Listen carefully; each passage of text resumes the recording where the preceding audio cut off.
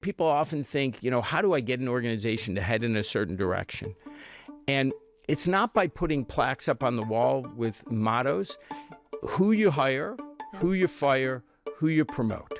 Then the younger people are going to look around and say, oh, that person who took a risk, oh, I want to follow them. And I think that in many ways is the best way to model things. This week, I'm speaking to Jon Gray, the president and chief operating officer of the private equity giant Blackstone.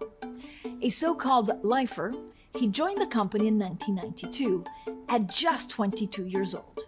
Under the mentorship of chair and chief executive Steve Schwarzman, Gray began on the real estate side of the business, helping it become the largest private equity real estate investor in the world. And since assuming his current role in 2018, Blackstone says its assets have nearly tripled to over $1.3 trillion.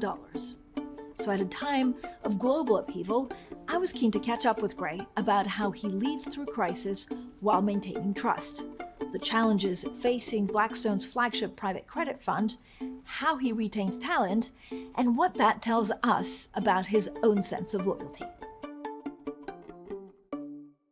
Jon Gray, thank you so much for joining us. It's great to be with you, Francine. You're known as the Hilton deal guy, right? 20 years ago, you take this massive bet on Hilton.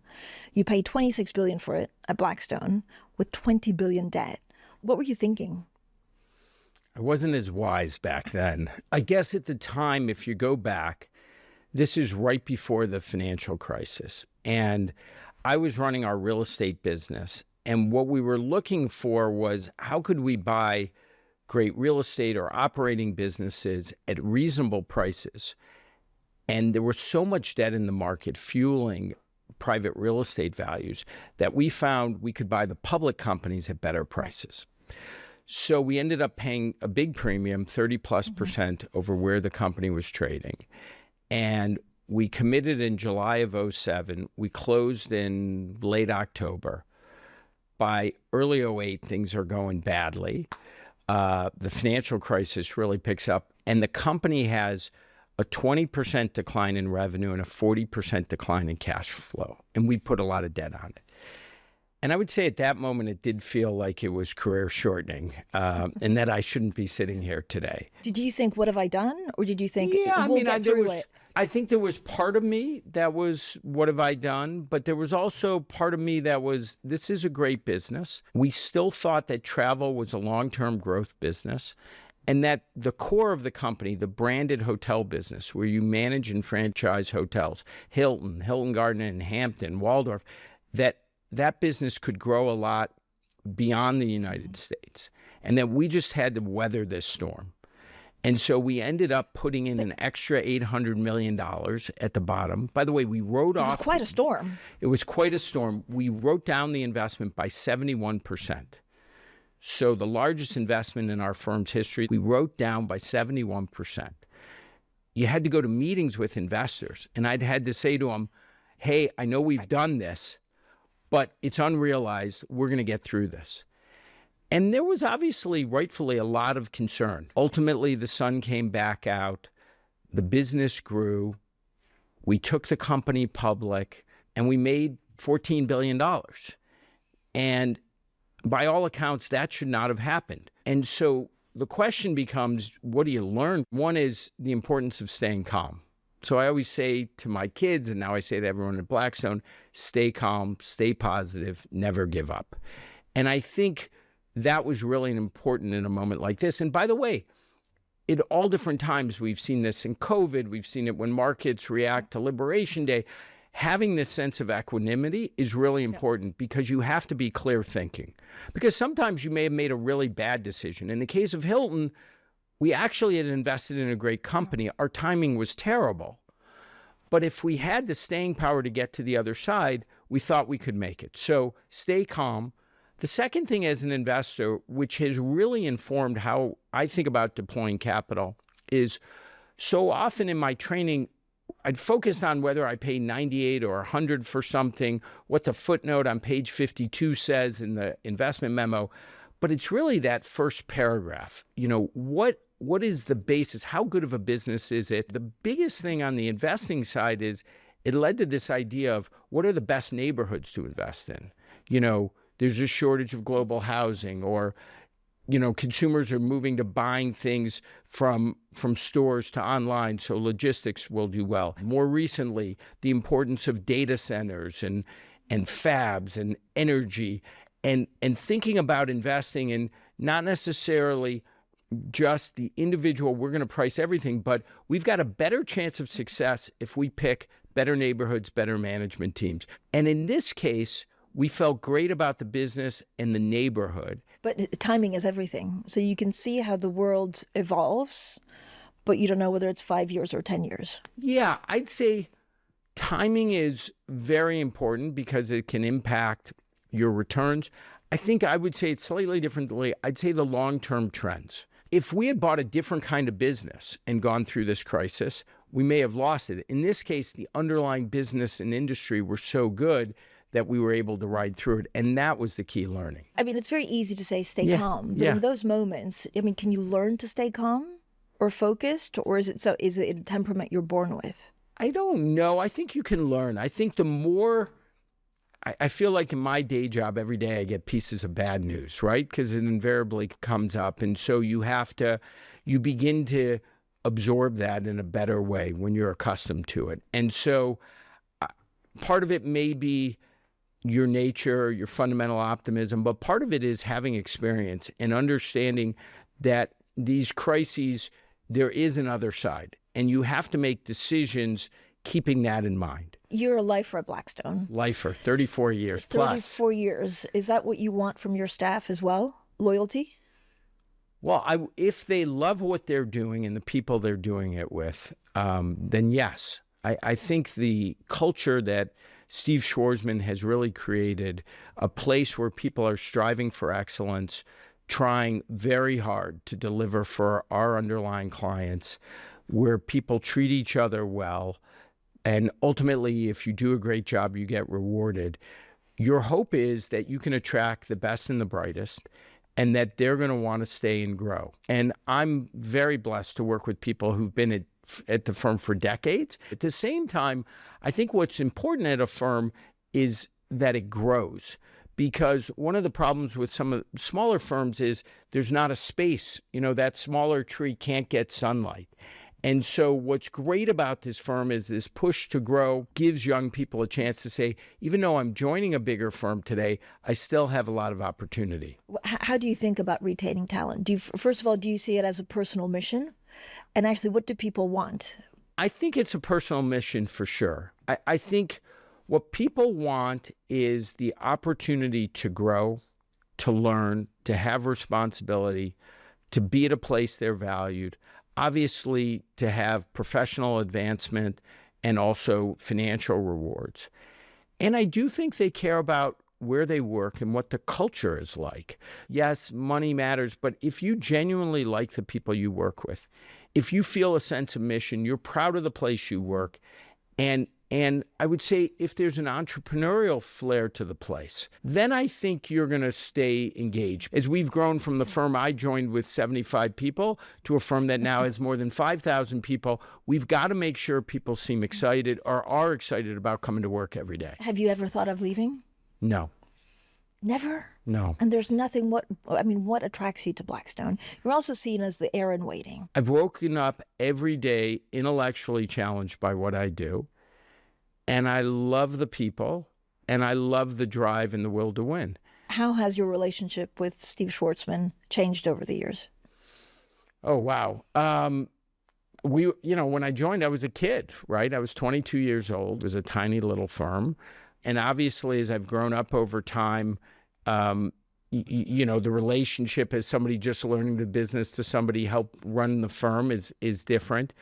But I would say there's remarkable continuity. Steve's just always pushing for the best. And even at a young age, one of the great things about Steve and the firm is this openness to listen at the table. So even when I was very young, once I sort of got my sea legs and I said, oh, I don't like this transaction for whatever reason, you were heard. And so I think Steve just appreciates drive, caring, and entrepreneurial spirit. And for me, it's one of the great gifts of really not only my career, my life, to have been able to work so closely with him, to be able to learn so much from somebody who's so wise, who always has equanimity in whatever the situation. That's been really helpful. And he's also pushed me. I never would have been somebody who would have thought as big. That's his thing. He extends the playing field and makes you think about, can we build this business to $1 billion? Why don't we build it to 10 or $100 billion? And when you work with and for somebody like that, it inspires you. Jon, how do you, as the firm grows, how do you make sure everybody feels like that? Yeah. So is it feedback? Yes. Is it like 180s, reviews, compensation? Every Monday we do what we call BXTV. It's not Bloomberg TV. It's our internal Zoom call. But we're communicating messages about, what people are doing, investing, raising money, providing legal. We're constantly calling out people who find interesting and new ways to do things. And then we're rewarding and promoting those people, because it's interesting. People often think, how do I get an organization to head in a certain direction? And it's not by putting plaques up on the wall with mottos. Who you hire, who you fire, who you promote. If you have people who share your values, who share the drive, and they're the ones who are succeeding, then the younger people are going to look around and say, oh, that person who took a risk, they moved to a new place, they found this new way to invest capital, oh, I want to follow them. And I think that in many ways is the best way to model things, and also just the way you act, the way you conduct yourself sends a powerful signal to others. Blackstone's flagship $82 billion private credit fund, BCRED, made headlines in March. Bloomberg reported that around 25 Blackstone senior employees were putting in roughly $150 million of their own money to offset record customer withdrawal requests. The management move has been described as old-fashioned door-knocking, and I wanted to know from Gray what it was like to go out and ask colleagues to open their wallets. Jon, talk to me about BCredit. How difficult was it to convince employees to put money in it? So in the case of BCred, which lends senior loans to basically private equity companies, we built this to be an $80 billion plus vehicle. It's done a terrific job, 10+% annual return since inception 6 years ago. There's been obviously a lot of noise around private credit.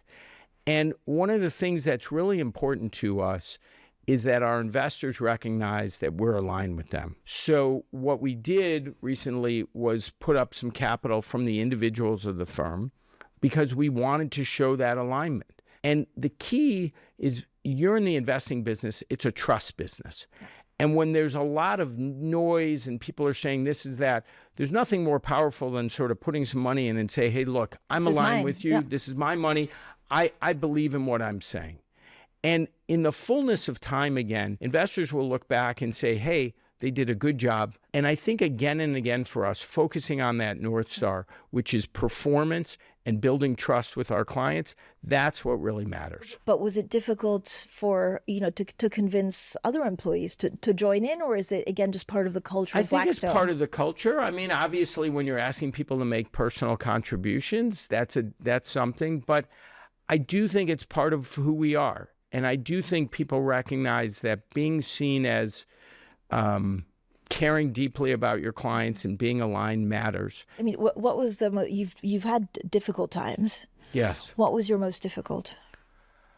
Oh, well, definitely the most difficult would have been last summer. We had this horrible shooting at the firm.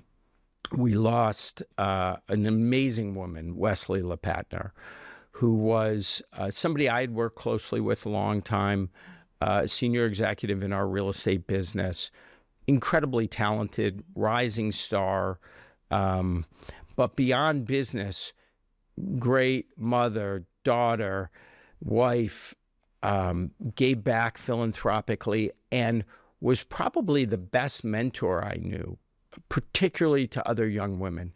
And I would send so many her way saying, look, can you help this young woman? She wants to have a career investing. She wants to have a family. And I'd always be like, call Wesley. And to be in the office one day and to have this kind of horrific mass shooting, and then also the trauma of a lot of people who were in the building for hours with highest degree of uncertainty. That was a really hard thing, and there's no playbook for that sort of thing. And so I think the key learning from that was just the importance of being sort of who you are. And everybody was in pain at that point, and then having as much communication. And then trying to find your footing. How do you get back to work? We have a lot of responsibility, but also something really traumatic has happened. That was hard, finding the balance. That was definitely the toughest thing. And I certainly hope I never experience anything like that again. I remember it felt like you were quite close to employees. Yeah. How did you do that? How did you learn how to do that? How did you know that that was the right thing? I think for both Steve and myself, it was just a natural thing to connect with human beings. We met everybody as we reopened the building when we had people come back. We did a bunch of sessions. And one of my colleagues here in London actually said it was the worst of times, but the best of Blackstone, because it really showed a humanity that again made me proud. In a very, very difficult situation. Even in the worst situation, you've got to still, particularly if you're in a leadership role, you still have to maintain that calm. You have to give people a sense, both one, yes, you're in pain like they are, but two, we're going to get to the other side, because they want to know that we're going to get through this, and we ultimately did. But as I said, it was an awful thing, and at the end of the day, we lost somebody who's really special. Jon Gray has become well known for his distinct online videos, not in the boardroom, but on runs. I've got a crazy week ahead. It's Thursday morning. I'm in Riyadh, Saudi Arabia. We're also going to see, I think, some of these geopolitical hotspots cool down. We keep running wherever we go. I wanted to know how this casual approach came about, and whether it's just a bit of fun or a helpful business tool. Jon, I wanted to talk a little bit about your communications, because a lot of people follow you on LinkedIn. Do you enjoy communicating directly? First of all, who are they for? Is it employees or investors? So if I roll the tape back, Christine Anderson, who who runs our corporate affairs, was pushing me for a number of years. You've got to go on LinkedIn. You got to communicate. Our business is growing. We have a lot of stakeholders. And I was resistant, but I ultimately conceded, because I was like, you know what, we should do this. And I was in Australia, and I often would send to my family, not posts, but like, hey, I'm here in London, this is what's going on. And instead I did it for a broader audience, and we put it on LinkedIn, and it went viral. So I was like, oh, I can do other cities. This isn't that hard. And what I found was that people really enjoyed seeing the travel, seeing sort of the human side of this, seeing a little bit of self-deprecating humor. When you're doing TV, it's hard to sort of show who you are at times. And this felt like a direct way to communicate, unfiltered. And yes, we've got a lot of stakeholders. There are only so many of them you can see in a given year. And they can see who you are. And going back to my earlier comments, it is about trust. So if people are going to invest with us, knowing who the people leading the business are, and that they seem like decent human beings, that's helpful. And I describe what I produce as sort of dorky dad vibes. And I think it gives people a sense of sort of who we are, what we care about, some of the insights we can give in the world, and do it in a very informal way. And that's worked. At some point, there'll have been too many running videos, and it'll be like, enough. For now, we keep running. But you enjoy it? Is that you? Is it your personality? Actually, it's definitely my personality, which is optimistic and yeah, a little bit self-deprecating and practically British. And yeah, exactly. Not quite as dry on the humor side. And when I show up in meetings, so often people are saying, I saw that. It makes for a good conversation starter. And when we do want to get out a message on something, we can do it in a direct way with a large audience. So it has a business purpose as well. And then you do these holiday videos, which are, a lot of people's highlights for the holidays. Yes. Yeah. Again, why do it? The holiday videos are a little crazy. I don't know who's inside that costume, but I love what Mr. Stone is bringing to this firm. Surprised I can dunk? Huh? Well, I've got to go. I've got some holiday cheer to spread and some books to sell. When I got this job 8 years ago, we realized that we'd grown too large to have a Christmas party at the firm. And I was like, wow, I'm going to be like Scrooge. I will have canceled the Christmas party. So we need to do something that is more fun and make up for this. And we decided to do this video. And originally it was just internal, and it sort of got out and people thought it was really funny. And so again, it was like, hey, this works. And I think, again, the element of this that's helpful is it shows the humanity of the firm, that we can make fun of ourselves, that it's not just tough Wall Street investors. And now it's become a thing, and our clients love it. Tell me a Jon Gray day. So is it, what time do you start? Get up 6-ish in the morning, try to read the newspapers, Bloomberg, of course. Always. Get a sense of what's happening in the world. Catch up, if I'm in New York, on the Asia and Europe emails that have come in overnight. Probably read some stuff that if I didn't get through the night before, prepping for the day ahead. Get to the office and chock-a-block meetings, investment committees, internal meetings, client meetings, policymakers, run through the day. If I'm not traveling, I like to go home for dinner, and then I do emails and calls and read documents, investment committee documents at night, and then I tend to read a lot of investment committee memos over the weekend. So it's pretty all-encompassing.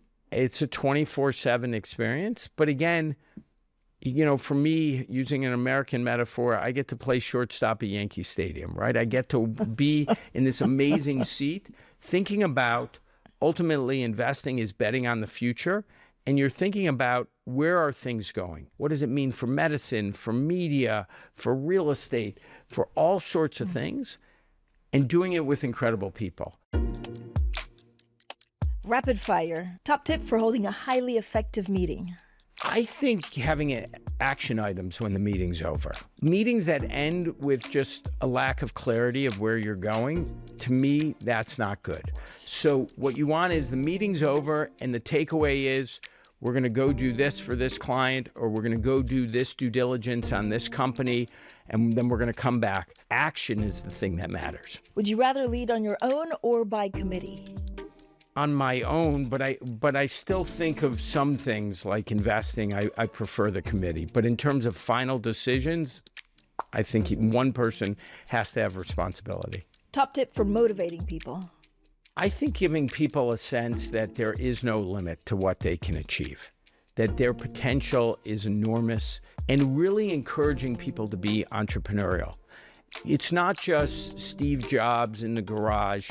You can be an entrepreneur as an investor, as a fundraiser, frankly, as an accountant, as a lawyer. You can think about, how can I do things better? How can I innovate? You want to encourage people that there's tons of opportunity wherever they are in the organization, and they should think like an entrepreneur. Jon Gray, thank you so much for joining us. Francine, it was great. Thank you.